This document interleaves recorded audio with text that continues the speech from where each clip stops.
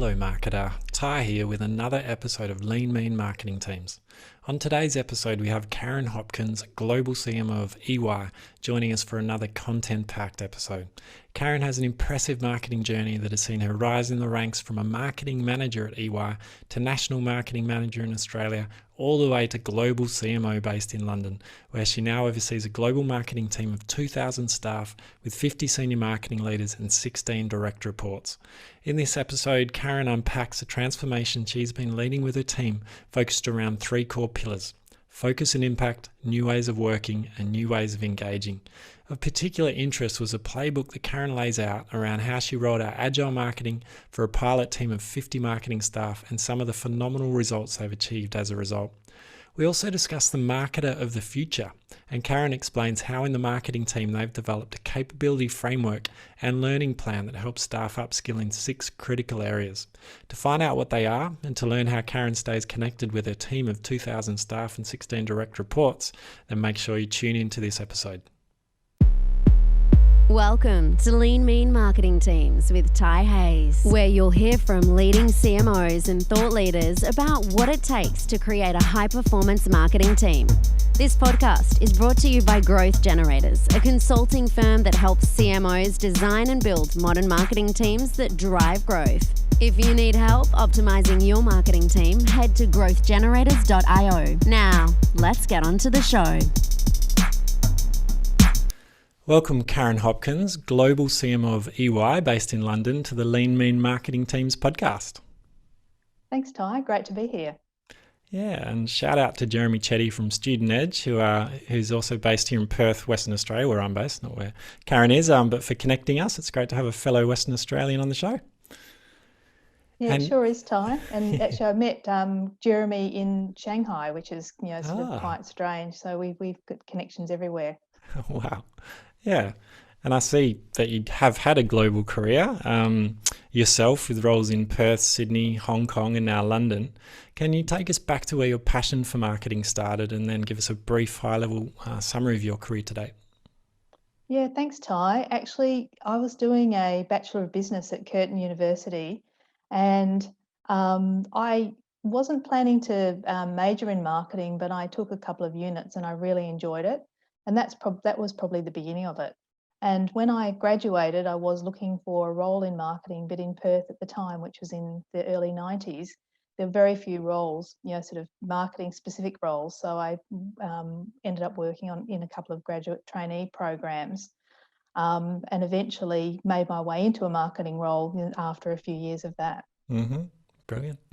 Yeah, I remember the slog of finishing uni. I was, had these high hopes. I'd just walk straight into a marketing manager role. And luckily I had a part-time role at Nike at the time because it took a lot of door knocking and phone calls to eventually land the first job. So yeah, luckily the industry's changed a bit over time, but it was definitely tough back then. Yeah.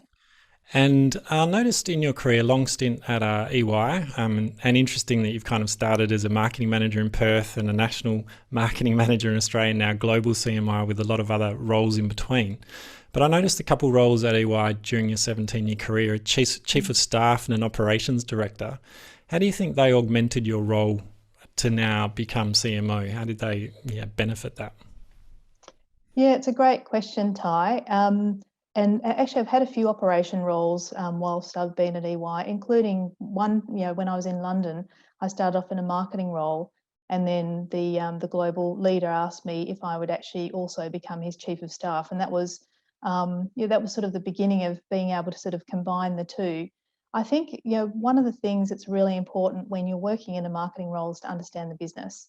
So understanding your services and solutions, how the business is run, and what you've got to offer. And those types of roles are really fantastic for that. Particularly the chief of staff role, I was actually at the leadership part of the leadership team, both in Oceania. So I was working with the 2 CEOs, successive CEOs in that role, and also at the global level. So that was in the transactions business. And so the other thing that you have a chance to do when you're in those types of roles, whether it's chief of staff or operations, is make connections across the whole organisation, because you are actually managing and leading things and coordinating projects And it means that you actually then build a fantastic network, which is so helpful for later career roles. Yeah, brilliant. What a fantastic lens to have into the business, and an opportunity to work so closely with the CEO to fully appreciate the priorities of the CEO and that operations role, and project management and change, all these skills that are so essential today in a CMO role. So can I understand how that would be fantastic training ground and how that's augmented your career. And building on that, I also saw you had a grad diploma in finance and investment, and I assume that deep understanding of finance helps you talk with the CFO and talk the language of business, which helps, marketers as well, which are often, trying to position for funding or to get access to the right capital. Did you find that study really useful in your career as well in marketing? Yeah, very much so, Ty. And that was, first of all, it was a door opener to the role at EY. So I was actually in contention for the position with another candidate, and when I started with EY, they told me that was the one thing that actually was a differentiator, so that I had more financial acumen. And working in the finance industry or in professional services, that obviously you understand the skill set and what we're offering to clients. But as you say, sort of from an internal perspective, having that skill set around budgets, financial acumen, understanding lending and other things are really important to bring into your everyday role. Yeah, absolutely. I've done the AICD course and some corporate finance MBA units, and it just opens up your eyes to that language of business and how to bring that into your presentations or your conversations. So it's, encourage most managers to have some training in that, and CMOs. Yeah, and the other thing just on that front, Ty, is actually on business cases. So when you're actually looking for funding, understanding how the finance people think and how you position, sort of what you're asking for, so that they've got confidence that there's going to be the return on that investment, and also that it is actually really showing what the outcome is for the funding that they're going to provide to you. That's right. And then positioning it with the right metrics and the right rates of return, or the language they understand, not website hits or apps or reach.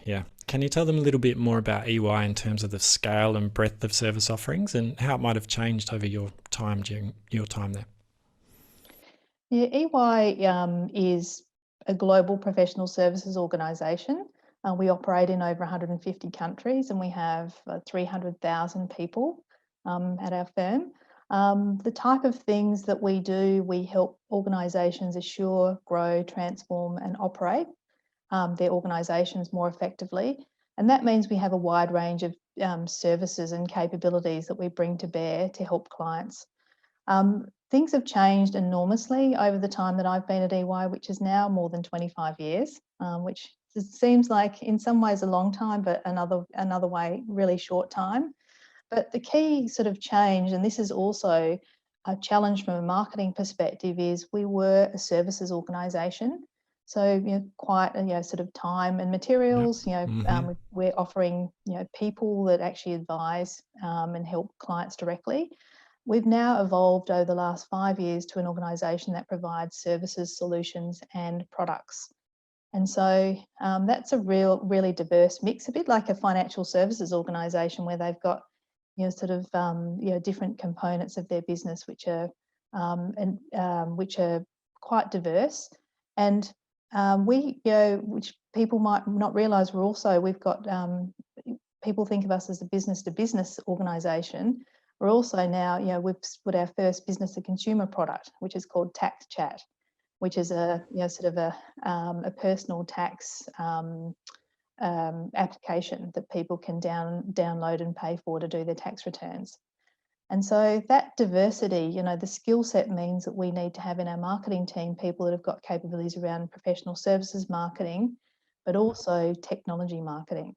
And so the product marketing side of things, which is a really, really diverse mix of skills. Yeah, brilliant. And I look forward to digging into that in a bit more detail as we get into it. But I imagine the reason behind that was both revenue diversification and risk diversification, was it? Because I guess selling time and materials is only scalable so far, but to have this mix of technology and other products, was that just part of a risk and revenue diversification strategy? That's definitely a driver. The other thing is it's market led. So our clients expecting us, and a lot of the sort of solutions that we've built that are a consulting solution which might be powered by technology is in response to an issue a client or a number of clients have had and said, look, we need help with this.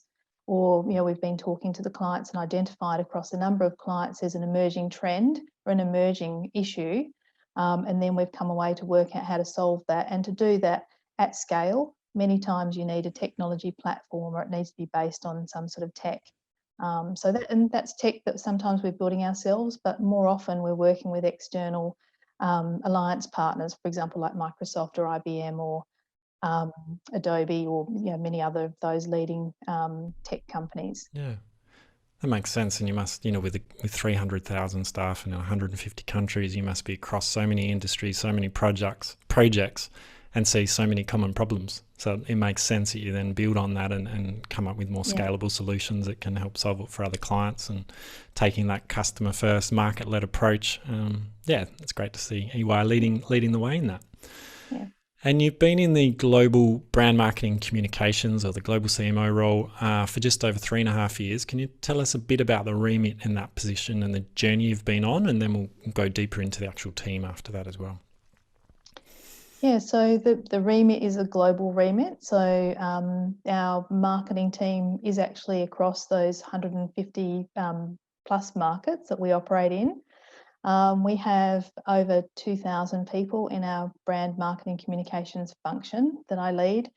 And our purpose is really to help build our brand, help our organisation build the right relationships to drive revenue, and also people engagement. So the people engagement part is really important. The actual remit covers brand marketing and communications, which is internal and external communications. And then all of the capabilities that are required across those sort of broad areas. Yeah, fascinating. 2,000 staff. You've been the first with a team that large, but it makes sense with 150 markets and 300,000 staff, and the diversity of service offerings and products that you need a team to do that. So how does that break down then? 2,000 staff over 150 markets. You've said brand marketing communications. Are they the kind of 3 high level reports into you, or how is it structured at a high level, and then the responsibility from global to markets? How does it work? Yeah, so Ty, I'll talk a little bit about the sort of the structure, which actually is part of our global operating model. So we actually mirror other functions and the way our organisation is set up. We have a global team, which in some organisations they call that the corporate team, and that's actually around 400 people, and that includes people that work truly globally, so across all markets, and I'll come on to what sort of specialty areas they're in. But also we've got teams in the global organisation that are focused on our 3 areas, and those areas are Asia Pacific, Americas and EMEA. And under each of those 3 areas, we then have our regional teams, and we've got our regional teams are organised into 23 regions, which are largely clusters of countries, apart from financial services, which is a special organisation. We bring together all of our capabilities, not in a geographic way, but actually across the business for that marketplace. And so we have a very connected approach. So I have an extended leadership team, which comprises each of the leader of the regions, plus my global leadership team, which altogether is around 50 senior professionals. And together we actually execute on our BMC strategy. So that's actually how our sort of team is, organisationally structured. And then within the team, we have sort of 4 key competency areas. So we have what we call pillars. And the pillars are arranged where we have communications and engagement, which is largely internal comms, and the audiences are our recruits and our people. We have a brand team, and in the brand team, that's largely focused on sort of advertising, our creative distinctive moments, which actually are around events and strategic connections with people. We have integrated go-to-market, which is largely marketing, and that team is focused on product and solution marketing and much of our service line marketing.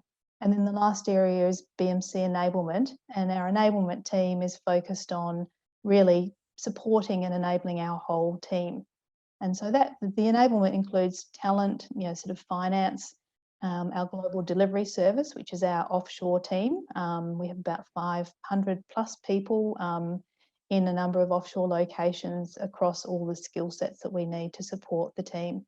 And then technology. So our technology roadmap and the things that we're doing to sort of build more technology platforms for our team to leverage actually also are driven out of that team. Yeah. Wow. That's fascinating. And I imagine that that last team, the Brandon, was it BMC? No, the BMC enablement. Yeah. BMC enablement, yeah. So is that kind of like your marketing operations function in a way?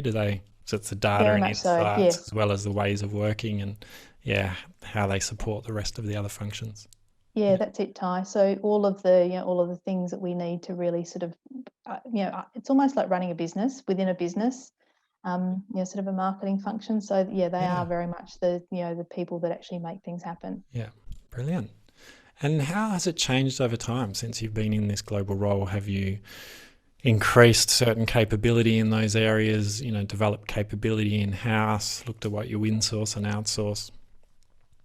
Yes, we've been working on the BMC transformation journey, and my team keeps saying, "Have we finished the journey yet? We are. When are we stopping transforming?" And obviously my answer is, well, never. Never, that's right. We need to, as the market evolves and our business evolves, we need to keep transforming to make sure that we're providing the support and impact that we need to. And so our transformation project has 3 strategic areas. One is focus and impact. And under that area, making sure, and we've worked a lot on our planning process, which might sound quite boring, but actually when you've got an organisation as large as ours is, with teams that support service lines, our sectors, geographic regions and certain programs, having a planning process where we have visibility of what we're proposing to do, making sure it aligns with the business and we're investing in the right areas is really critical. And I would say that's a work in progress. The other area is actually on impact, and you mentioned data and analytics and insights.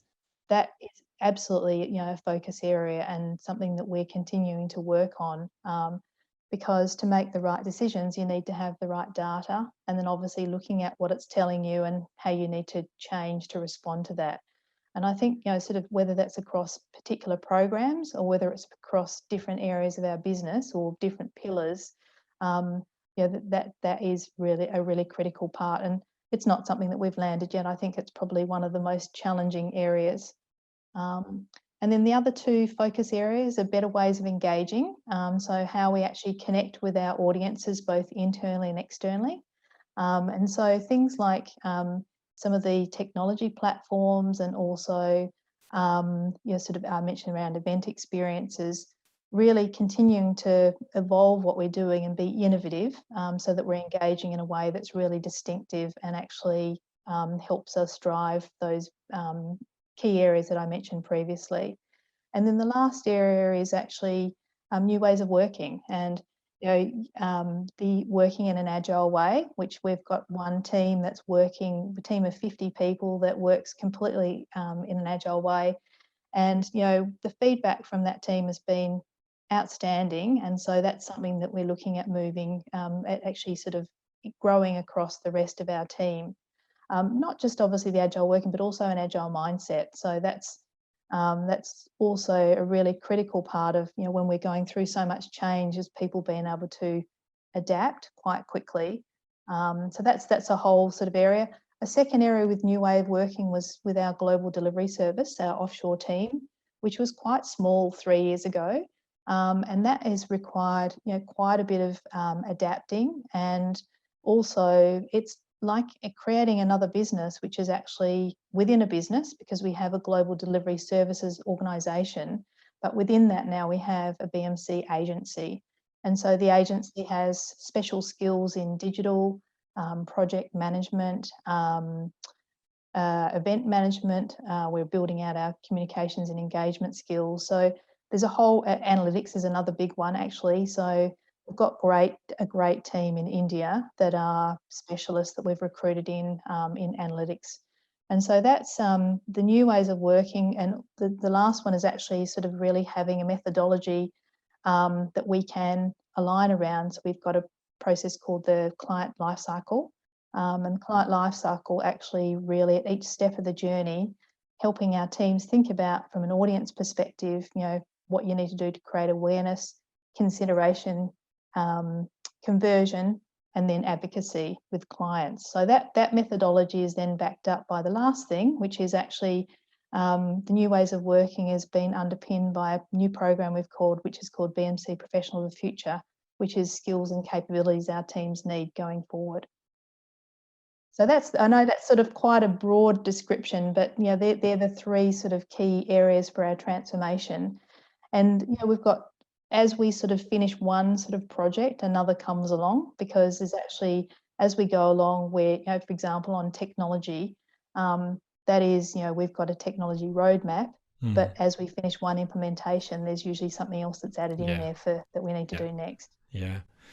Fantastic. Well, there's so much to unpack there and unpick. If you don't mind, I'd love to dig in a bit more to those three areas. Yeah, sure. So the focus and impact, obviously with any marketing team, prioritization is critical. And as you've stated, for all the reasons, it's absolutely essential in your business with such a large organization, so many service areas, and making sure the team's focused on the right work. What have been one or two things that you've done to, I guess, sharpen the prioritization of the team as part of that initiative? Yeah, I think the transparency around what we're actually, what we're doing has been a really key one. And having a tool that we can track the initiatives, sort of the overarching initiatives, and then obviously the tactics that sit underneath them, and how much budgets align when there's been a really critical one.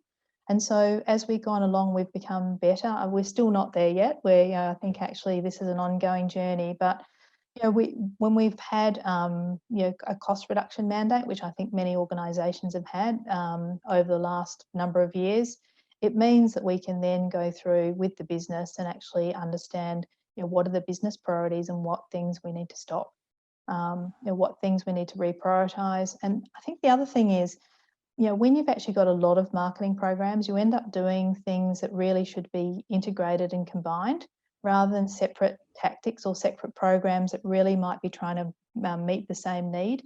So with that sort of tracking mechanism, it allows you to go across and really see the things that need to be connected up more effectively. Because I assume in the tool somewhere you have initiative, projects that need to map to initiatives, to strategies, or there's some tier or hierarchy, so you can, staff know what they're working on, how it maps up, and always getting that alignment, staff knowing how what they're doing contributes to the team, to the department, to the organisation. Yeah. The tool you've used, is that a commercial tool available out there? Is it like or is it it's actually, it's a SharePoint site, Ty. So actually the team have built it on SharePoint, which is one of the sort of common tools that we have. And it actually works quite well. I mean, I'm sure that there's other things that would be more expensive, but I think the other thing is that we do have quite a unique way of working. We're a matrix organisation, and we've got there's a lot of complexity there, so it works for us. We've been able to sort of customise what we'd needed as a result of it being that type of platform. Yeah. Brilliant. And you mentioned this Agile project with the 50 staff as the pilot run. Tell me a little bit more about how that got off the ground and what that team's been doing, or how you chose that flagship team to roll that out, and some of the results they've had. Yeah, so we had a couple of things that were drivers for us, and we did have Agile on the list of things that we wanted to pilot and try. One of the teams was led by an amazing leader who's based in the Netherlands, who is really very passionate about mentoring and coaching people, and was, had some colleagues in the Netherlands that she had seen ING as one organisation that's quite famous for their Agile methodology. And so she said, look, I will, I actually am quite keen to see how we might move forward on this.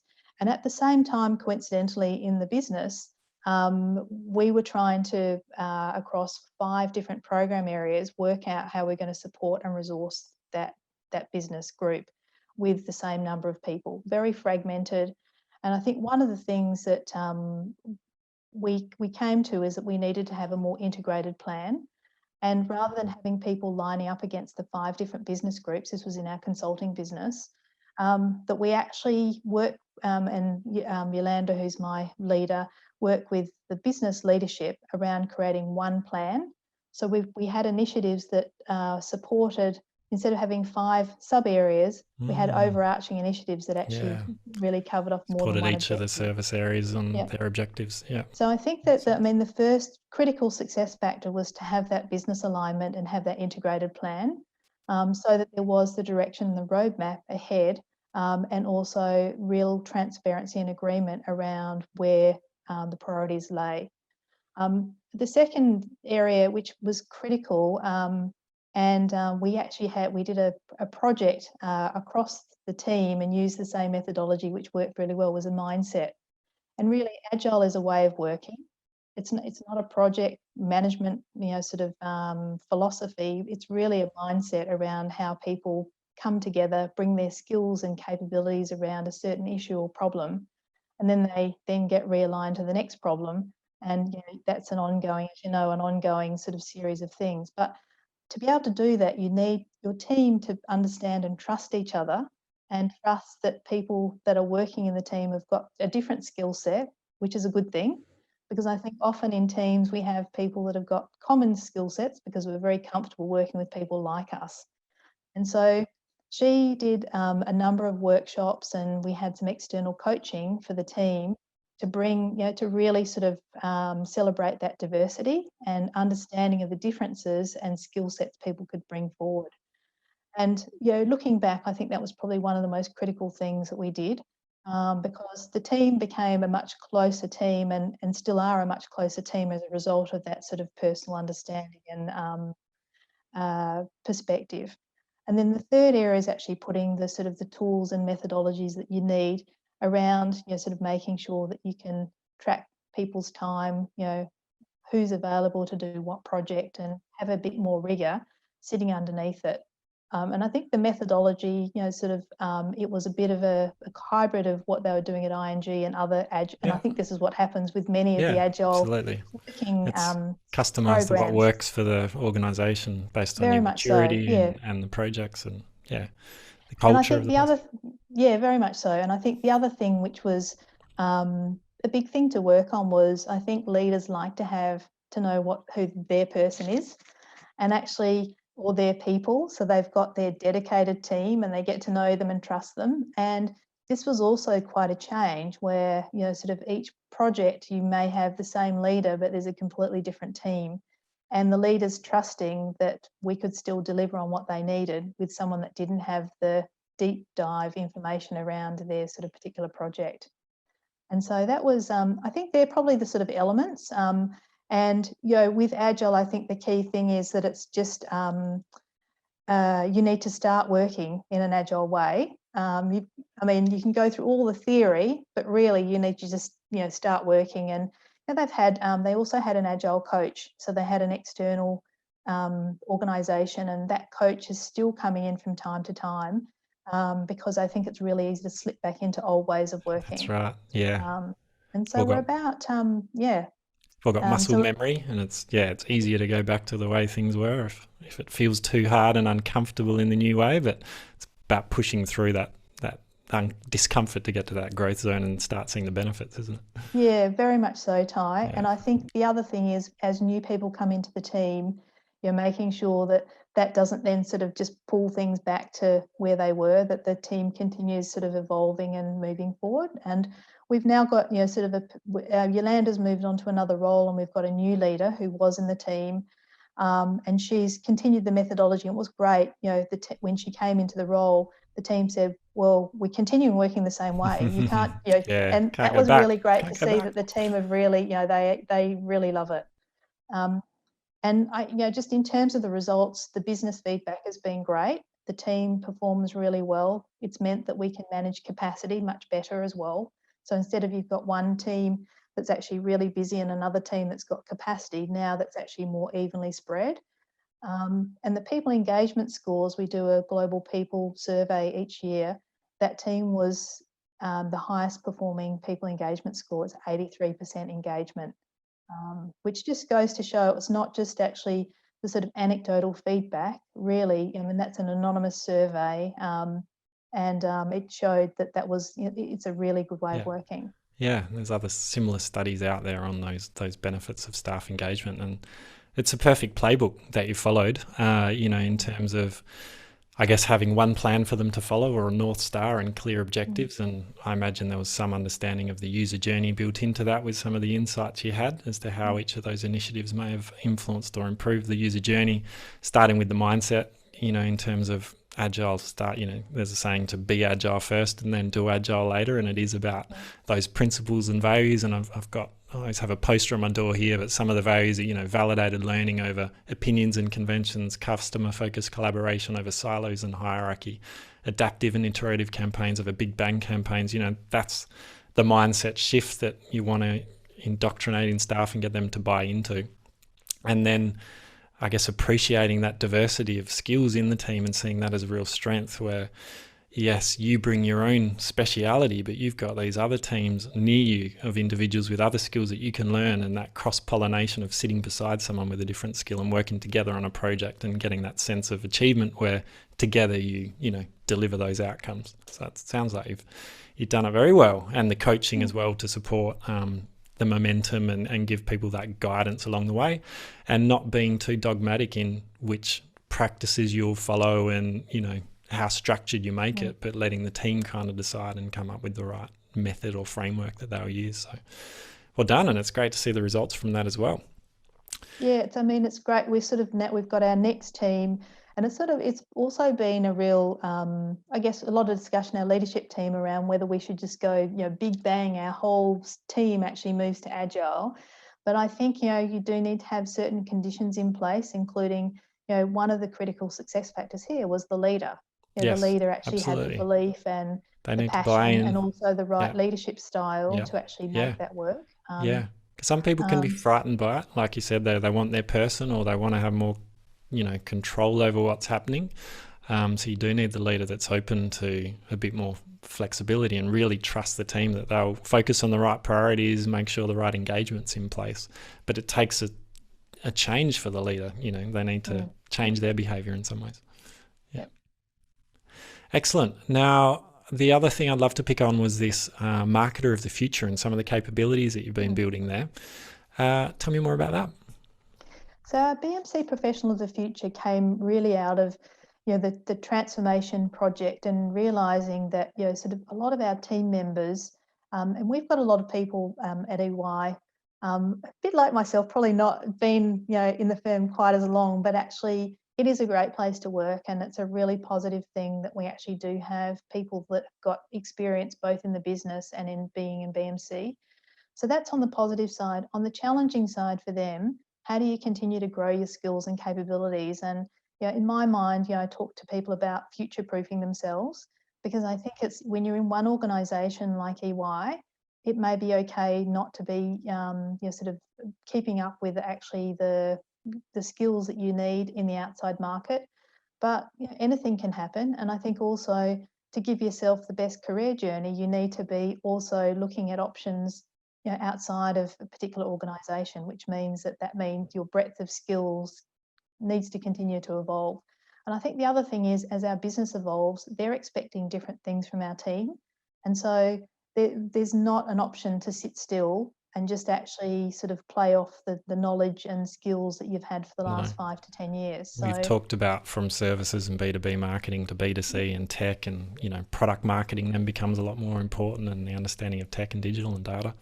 So and also the audience expectations, Ty. So what our audiences are expecting are quite different today than they're expecting 5 or 10 years ago. Moving towards more personalised, customised experiences.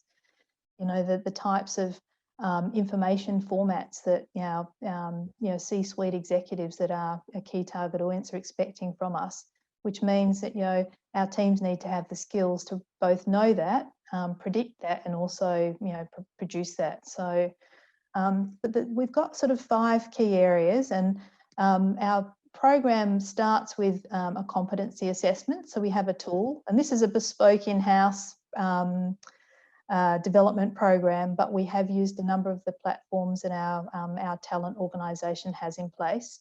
So the competency assessment is based on 6 key areas that we say that you need to be, and I'm just going to read those to make sure that I remember them all. So Yeah, sure.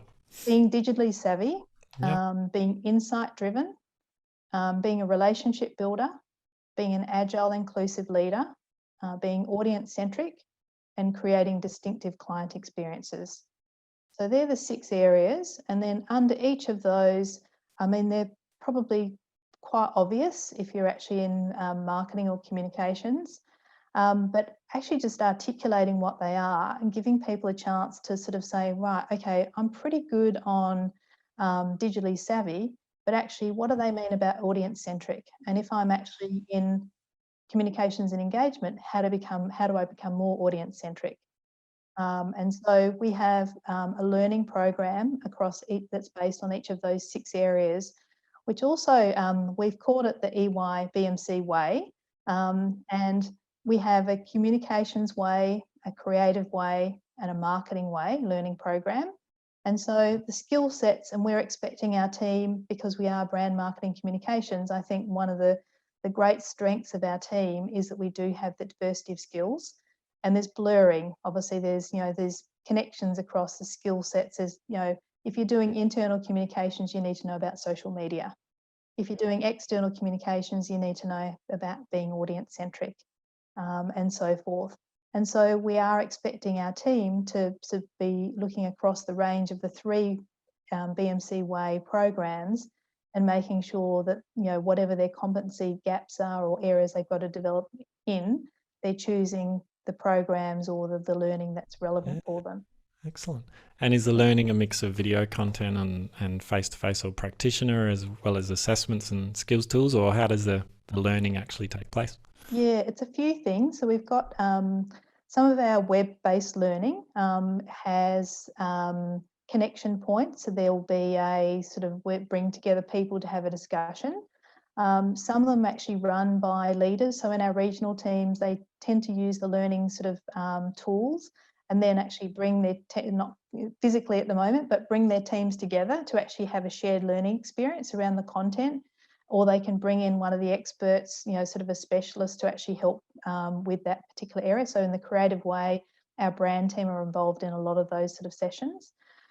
We have also, I mean, people can learn on their own in their own time. We're actually big on flexible working at EY. And the last couple of areas is we have an ongoing series called Learning Bites, BMC Learning Bites, where we bring in external speakers and we do a webcast globally. And they're actually very, very well attended.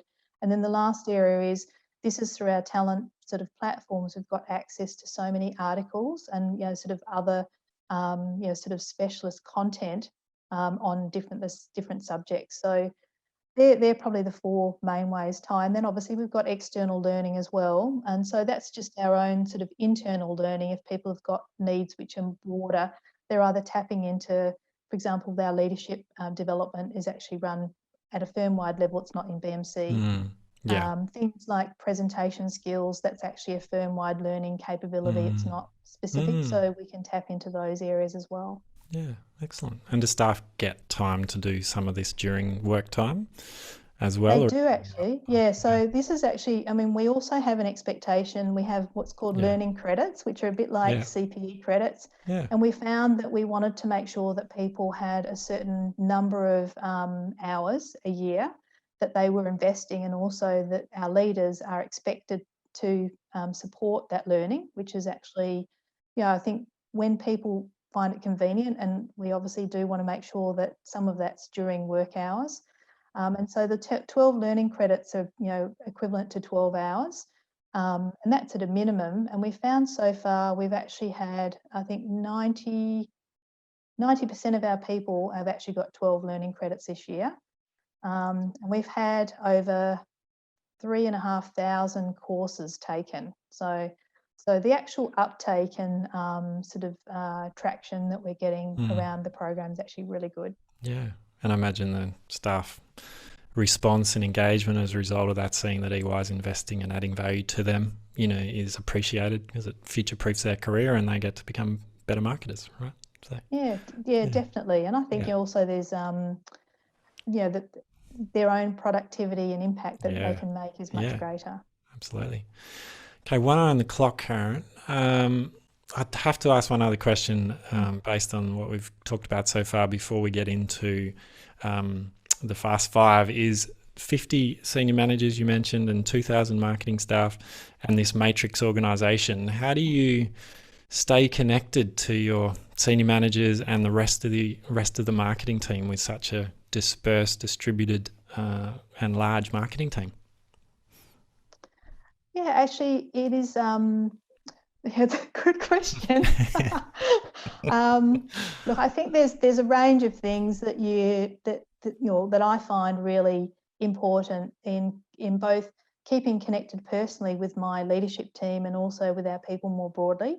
And it's certainly a big benefit for me that I've worked in pretty much every level of the organisation. So I know how a local office works. I know how national practice works in a country, a sub area, what people are doing in different locations, and also in the global team. So that's helpful to better know how to better connect. I with my direct leadership team, I do like to have a call with people, and I'm actually a bit of a scheduler of calls.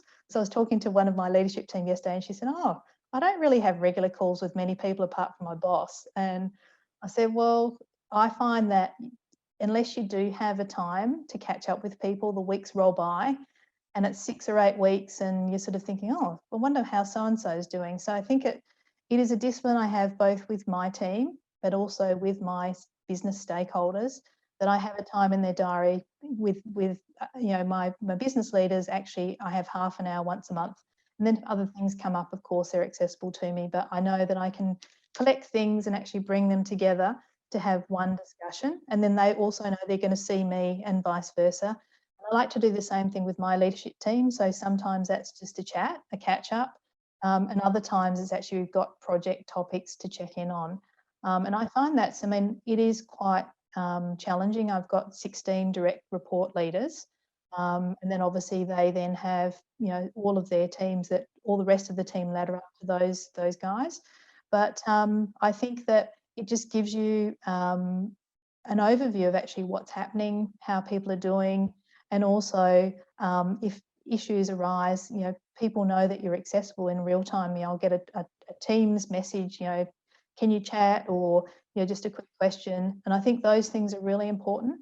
At the regional, from a regional perspective, and I also have a number of the regional leaders that I like to connect with once a quarter. And there's 23 of them, and they report into someone in my leadership team, but just to keep in touch with what's happening in local markets. So that's probably on a bit more of an informal side. And funnily enough, I've had 2 of those this week, and it's really interesting because that they find it interesting to know that other regions are having the same challenges in another part of the world because they're connecting in their own area. And also sometimes issues are coming up that I'm not aware of, that sort of haven't come through other channels, so that we can address. I think the other third area is we have the extended leadership team, so we come together every second month for a call, which is sometimes an update and also a conversation. So those 50 people are connected because they are my leadership team and they are operating across every part of our organisation. And then the last thing, Ty, today I actually have we do a quarterly all hands call. It's usually pretty well attended. I think we have about 1,500 of the 2,000 people on that call. We do it in 2 time zones. And just to give people an update as to what programs are coming up. Today I'm going to be talking about our BMC plan for FY21. Sort of the key projects that that we're going to be focused on, and a bit of an update on a couple of campaigns that we're running. So it's quite a lot of communication, so different things. So some of it's in person. This is more of a webcast with questions, one-to-one conversations, and also the group conversations. But it's just, I think once you get into a pattern of actually doing that, it just becomes, just part of how you operate. And it means that you do have the right connections across your whole function. Yeah. Oh, it sounds like a great combination. And, you know, the CMO's diaries are always booked out back to back. So you do need to take that lead, don't you, to make that time for your staff and to put these things in your diary to say, this is important. I want to have this FaceTime. I want to have these conversations and not let other meetings that other people want to have, you know, override that. And I think you can't underappreciate or can't appreciate enough those face-to-face connections, especially with your staff. You know, I'm surprised that some CMOs don't have those one-to-ones regularly, because that connection and that chance to say, how are you going emotionally, and what's working, what isn't working, what do you need help with, and then bringing the leadership team together around planning and the whole team together to, you know, look at what's coming up and even perhaps reflect on what's been done in the past quarter and some of the results and successes you've had, is crucial to building that sense of team with such a large distributed team. So that sounds like you've got all bases covered there. Yeah. Well, Karen, thank you. That brings us to the end of the formal part of the interview, but we're now into the Fast Five if you're ready. I'm ready. Ready, okay. Hit me. So, what do you believe are 3 essential capabilities or criteria of a high-performance marketing team? Yes, the 3 things I think are essential for a high-performing marketing team are having good attention to detail, being agile and adaptive. That's one thing, and the last one is being great team workers, like being actually having great team skills. Yeah, team skills. I like that. Brilliant. And how would you describe your marketing team's culture in one word? I would say collaborative. Collaborative. Excellent. And what is one metric you've successfully used to track and measure team performance? Yep, that will be people engagement. So that's part of our global people survey. Yeah. And how often is that done out of interest? Is that an annual thing, monthly, quarterly? Actually done annually. And we're just moving, the number of things are changing as related to COVID-19 and the situation, but we're moving to more of a people pulse, and that's going to be several times a year. So it's more of a quick hit. I was chatting to Lisa Bacon from the ABC the other day, and she does a monthly pulse check with her team, which she finds really valuable. And what is one skill or capability you've learned recently that you wish you developed sooner in your career? Yeah, this was a hard one actually, but I think it's crisis management as it relates to pandemics. And that's, I think, sort of everything that we've talked about, Ty, today has an overlay of just a lot of change and different way of working because everyone's working remotely. And so I think that we do a lot of crisis management, obviously, things across a range of issues, but the experience around pandemic and something that's global, that's this long lasting, I really feel I've learned a huge amount this year today. Yeah, it's hard, isn't it? Something you can't quite prepare for. You could probably do some scenario planning, but it probably wouldn't feel real until it actually hits. So hopefully we don't have another one anytime soon, but at least we've gained skills that maybe we can apply to other things. And lastly, what book or books have you read that you found yourself recommending to others, or that you think our audience would get value from? Yeah, I've actually been reading a book recently, which is called The Social CEO, and it's the author is the author's Damien Corbett, and it's a really interesting book. It's around personal branding and actually the things that a CEO should be doing to more effectively use social media. So that's probably it's probably a recent one, Ty. Yeah, sounds interesting. Haven't heard of that one, so I'll look that one up. Well, Karen, thank you so much for giving up your time to be on the podcast. It's been a fascinating conversation. And if you're ever back in Perth someday, please look me up. It'd be great to connect in person. So thank you. I will do. Thanks, Ty. Really appreciate being on. Cheers. You've been listening to Lean Mean Marketing Teams with Ty Hayes. If you love the show, please remember to hit subscribe so that you can discover more tips and strategies to build a high-performance marketing team. And if you're feeling generous, please tell someone about the show who you think would benefit. We're on a mission to help CMOs build their dream team and enable marketers to do their best work. And we appreciate your help in spreading the word.